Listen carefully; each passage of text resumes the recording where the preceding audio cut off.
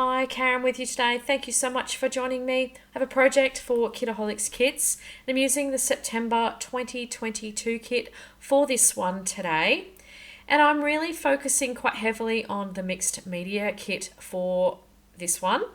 And I'm not creating a 12 by 12 layout today. I have in mind that I'm going to do something for my All About Me album. So my All About Me album is something that I've been working on for the last sort of 18 months or so. And I tend to do layouts or creations that are a little bit more art journally and quite mixed media heavy. So I decided that I was going to use one of my photos, one of my selfies for this one today. So I could really focus in on the mixed media kit that we got. So the mixed media kit this month has 4 of the Delusions shimmer paints, and I'm going to use 3 of those for this particular layout today. I have gessoed my white cardstock because I knew that I was going to use these paints and I wanted them to be able to move across the page quite easily. And at this stage, I didn't know whether I was going to put any water on the page other than just adding a little bit of water onto my brush when I am brushing in these circles. So what I did for the circles is I have created them just with a template that is from Scrapbook. I've got all these different size templates, so I just used my black pen and just made those gorgeous circles around the page. I know that I'm not going to use a full 12 by 12 at this point, but I don't know where what I do when I'm creating layouts like this, pages like this, I tend to make them in a bigger form, and then I find the bits of the patterns that I've created what I like best, and then I cut it down from there. It'll make more sense as you see what I'm doing moving forward. So I just want to talk again briefly about the shimmer paints and the colours that they come in. So that green is called a Dirty Martini. I guess it's after the ollies that you get in a martini. The red colour is Fiery Sunset, and that's a beautiful red corally colour. And this teal colour is Vibrant Turquoise. And that's probably my favourite colour that we got this month. It's absolutely stunning. Really, really rich colours with this one, and wonderful shimmer once it's all dry as well. Now the shimmer can change a little bit depending on if you use a lot of water or no water at all. So if you don't use any water on your brush or anything like that, it will be very, very shimmery. I've used a little tiny bit of water and it didn't really change the shimmer at all. If you were using these paints, if you watered them down considerably and did the packaging technique, for example, or did one where you were doing a bit of a water wash and you swirled the paint around the page, that shimmer would lessen.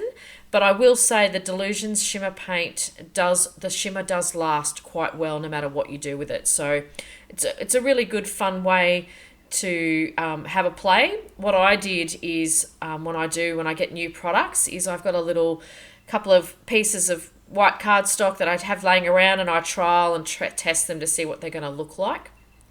Now the other colour that we did get in the shimmer paints as well, which I haven't used in this layout today, is also called Vanilla Custard. So it is definitely a vanilla-y colour, and I felt that I didn't really need that on my page today. And I just love how these circles all came together. I love how you can still see the paintbrush strokes. I really love being able to, with my mixed media, particularly for my art journal pages, making it more grungy, I guess, or a little bit more real, not so neat, not so tidy. And I get a lot messier when I'm doing my art journal pages. I wanted to add some more black to this as well. And I pull out my black gesso. One of the things about black gesso, why I like using black gesso, is I want to put some splatters onto this page. And I find if I use my black gesso instead of, say, an ink spray, I can get the right consistency. If I get the right consistency, it will sit above the page and not sort of bleed into the page. I did do a couple of versions of this particular layout, and one where I did use a black spray, and it didn't work at all. It just melded in and made these really awful black splodges. So I tried it again as part of my lead up to creating this one. I did do a couple of versions, which is quite strange for me, but it once I put the black splatters on, I realised I'd made a monumental mistake and it was not worth salvaging. So I did start again. Admittedly, I did get grumpy and I walked away, and I came back the next day and didn't finish it in one go. Another insight into my crazy thinking. All right, so at this stage, what I did to make those black circles, I just grabbed a little bit of, what was it? Just a lid from one of my ink sprays and just coated it with some black gesso and just stuck it around really messily, didn't really care where that was going to be. That's just really just to add some extra dimension to the page. And I also put black splatters through that as well. I added some more water to the black gesso. So it was around this time where I was thinking, will I put a photo on this layout? Will I not put a photo on this layout? Will this all just be mixed media and a little bit of pattern paper, and then I'm done, and then maybe a verse or, some sort of inspirational thing? I try to do that with my art journal album that's all about me. Pages that either inspire me, or sometimes they're ones that I don't share because they might be more, I guess, darker messaging. Maybe I'm not in the right headspace, so I'm really trying to sort of create something around that headspace that I'm in. So I don't generally share those ones because then sometimes they're quite dark and they're very grungy, and they would only make sense to me, and it's quite personal. So even when I do flip throughs, I won't show those particular pages because they're very, very, very specifically targeted at me. So I really like that about how when we create, we can really either, particularly when I'm art journaling, I don't really do it when I'm scrapbooking as such. Particularly when I art journal, I tend to get a little bit more, I don't know, it's more of an introspection, I guess. And I guess it's because a lot of the options that you have around even phrases that you might find in ephemera packs and things like that, you can sort of equate to something that might be going on in your life, or something that has gone in your life that you're wanting to talk about, or whatever. And I find that's quite cathartic. So this layout is not a cathartic one in any way, which is why I'm sharing it, obviously. But I think that's a really good way for me sometimes when I'm not feeling myself or something's going on. I can take it out on some mixed media and some paints and that type of thing. All right, so I'm rambling as I always do. I want to create here some layers on the page. So I'm using some of that black and white patterned paper that you might remember from my last layout this month. I loved and tore it apart for my last layout. So I've just randomly placed some pieces across the page. And then I want to make it a little bit bright and happy as well by putting in some florals from the ephemera pack that we got. And what I did with those flowers is the flowers were really blue and did not sit across that turquoise well at all.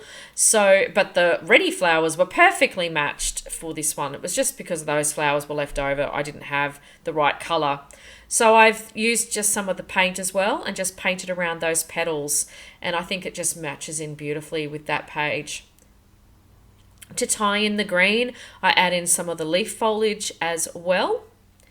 And I did pop my photo up on some foam, and I have backed it with some white cardstock as well, just to give it some lift off that messy background.